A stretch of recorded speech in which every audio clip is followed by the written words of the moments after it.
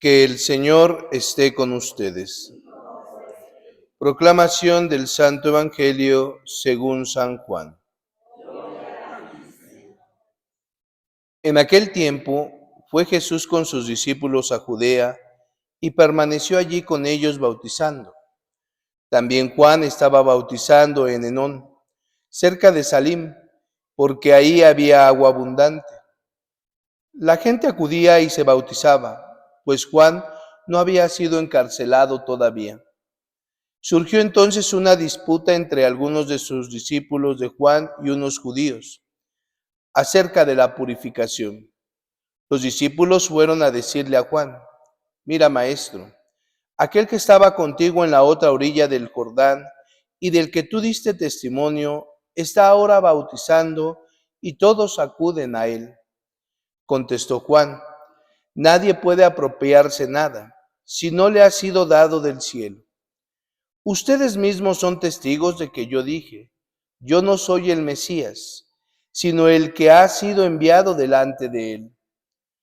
En una boda, el que tiene a la esposa es el esposo.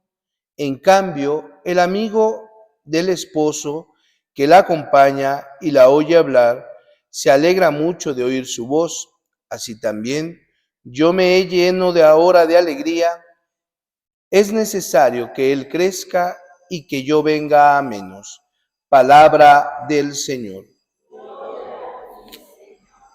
Tomen asiento, por favor. La carta del apóstol San Juan que hoy escuchamos comienza con un saludo muy afectuoso, queridos hijos, ¿no? Los hace hijos en la fe.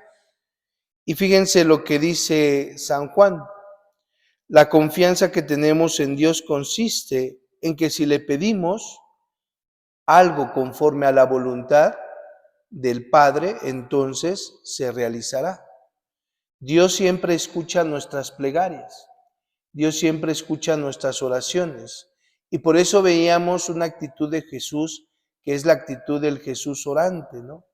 Que ante una decisión, que ante una elección, que ante una situación, tienes que orar, tienes que meditar, tienes que pedirle al Señor que te ilumine de lo alto para que puedas conducirte de la mejor manera.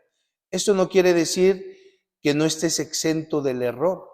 El error siempre va a estar, ¿verdad? Pequeño o grande, pero siempre cuando nosotros oramos, cuando nosotros meditamos ante Dios y le pedimos a Dios no cosas superficiales, sino como lo hacía Salomón, la sabiduría, ¿no?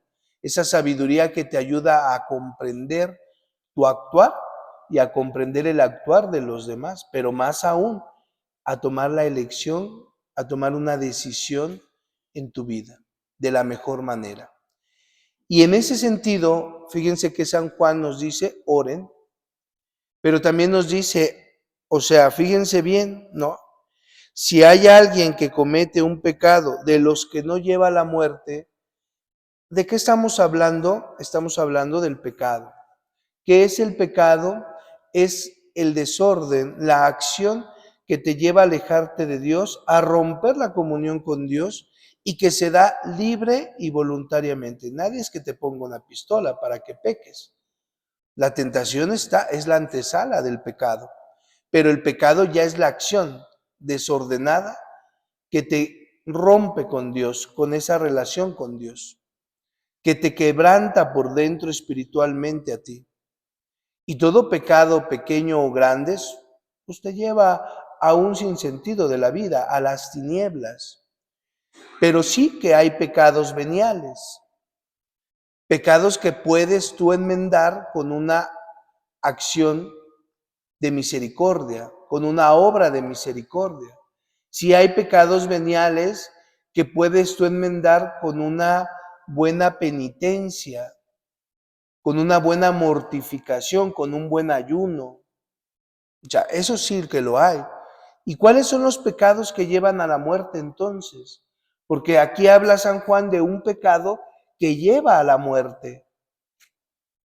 Y ese pecado que lleva a la muerte y que es el parteaguas de todo, lo dice el Evangelio, fíjense, entre líneas. ¿Qué pasa en el Evangelio? Que Jesús ya está bautizando, pero a la par está este Juan. Y entonces fíjate cómo los discípulos no comprenden la situación, se dejan guiar por el instinto. Y entonces van y le dicen, oye, es que aquel ya está bautizando, como metiendo la espinita, ¿no? Ahí está el pecado. Y fíjense, dice Juan, no pasa nada. Al contrario, él tiene que crecer y yo tengo que disminuir. Ahí es la humildad de Juan. ¿Y cuál es lo contrario a la humildad? La soberbia. La soberbia es el pecado que lleva a la muerte. El ser soberbios es el pecado que lleva a la muerte. Y no piensen que la soberbia es creerte más que el otro. No, no, no. Ese es orgullo. La soberbia de la que habla el Evangelio es el que tú mates en tu corazón al otro, pero no solamente al otro, sino al mismo Dios. Satanás es soberbio por naturaleza. El no depender de Dios, el romper por completo la relación. Una cosa es que tú a veces en tu orgullo rompas con alguien o en tu decisión rompas con alguien que puede ser también sano, pero la soberbia es romper, matar a Dios por completo en tu corazón. Y esa soberbia lleva a la muerte, porque el soberbio por naturaleza es Satanás. Entonces tenemos que estar muy atentos a la soberbia. Tenemos que meditar y pedirle a Dios que nos libre de la soberbia, porque siempre Dios escucha nuestra oración. Pero hay que saber orar. Claro, ¿cómo? No te voy a dar los pasos, porque en la vida espiritual a veces piensan que es, ¿cómo puedo orar? Y vamos y compramos un librito, ¿no? 5 pasos para orar, ¿no? La oración no lleva pasos. La oración es un experimentar individual, que tú puedes adentrarte. Claro, ¿no sabes orar? No te preocupes, el mismo Espíritu te va a ir conduciendo para encontrarte con Dios. Pero para encontrarte con Dios debes de pedirle la humildad, es decir, de ser humilde, de, como les decía anteriormente, desnúdate ante Dios, no pasa nada, Dios te conoce, desnúdate y dile, Señor, esto soy, pero quiero que me ayudes, que me des la sabiduría para tomar las mejores decisiones, para tomar el mejor camino, para emprender el mejor negocio, qué sé yo. Pero no pidamos a lo tonto, ¿verdad? Y pedir a lo tonto es, Señor, que me saque la lotería, que mi esposo ya deje de comer, que no, o sea, hay que pedir cosas verdaderas. Entonces, hermanos, ahí está, la oración sigue en el momento, en las lecturas, ¿no? Y pide por aquel hermano que está en el orgullo, que está en la soberbia, pide también por aquellos que hacen el mal. Pide también por aquellos que te aborrecen, que te odian. Pide también por aquellos que te critican. Pide por ellos. No te preocupes. Yo sé que humanamente puede sentirse feo, ¿no? Pero no te preocupes. Ponlo en las manos de Dios. Que si te dicen, que si te critican, que si esto, que si el otro, o que si te están buscando hacer el mal, no te preocupes. Ponlo en la mano de Dios. Porque si Dios está contigo, y el plan de Dios está contigo, se va a hacer.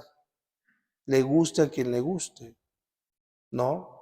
Una vez le decía a alguien aquí, ¿verdad? Pues sigan reuniéndose para atacarme, no pasa nada. Yo seguiré trabajando por el reino de Dios. Ustedes deciden el plan de Dios, seguir el plan de Dios, que es el trabajar y el llevar a Dios, o el plan de las tinieblas, que es la murmuración, que es la venganza. Ustedes deciden. pero miedo no hay. ¿Por qué? Por la voluntad de Dios. Entonces, oren, pidan, abandónense a la oración, que Dios los escucha en todo momento. Nunca los deja desamparados y les dará la sabiduría, pero pidan la sabiduría. Dile, Señor, dame sabiduría para comprender a mi mamá, a mi papá, para comprender a mi vecina, para comprender a aquel que me hizo daño, para comprender el motivo, pero no solamente para comprender, sino para asumir y para tomar decisiones, las mejores decisiones. Que así sea.